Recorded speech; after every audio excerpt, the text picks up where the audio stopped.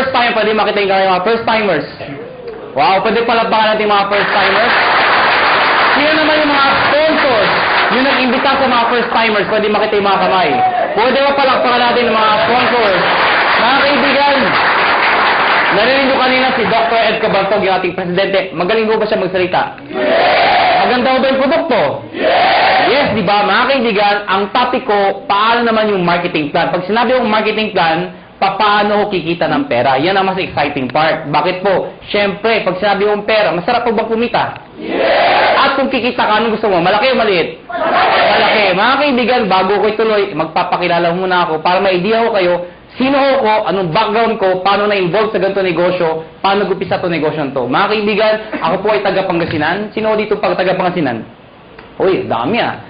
Ako po ay pinanganak doon ako lumaki hanggang high school. Nag-migrate po ako sa Maynila, nag-college po ako. Ako po ay graduate ng physical therapy, graduate po ako sa UP. Opo, University of Perpetual. Ang pangalan ko po ay Raymond B. Asperin. Mas kilala ko sa pangalang John.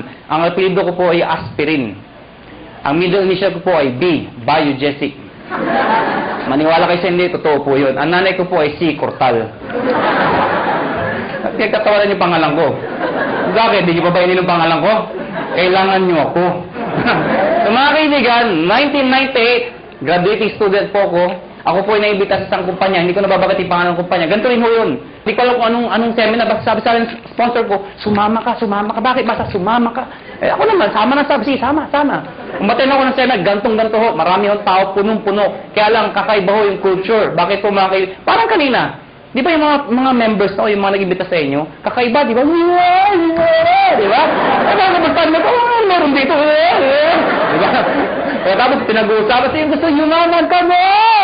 So, sa madaling salita, ang dating ho sa akin, lokohan, hindi ho totoo. To cut the long story short, hindi ho ako nag-join. Eh, bakit ako na-involve? Paano ako napasali? Simple lang ho. Yung tao nang imbita ho sa akin, kaklase ko ho, babae, siya ho tumuloy. Ako hindi.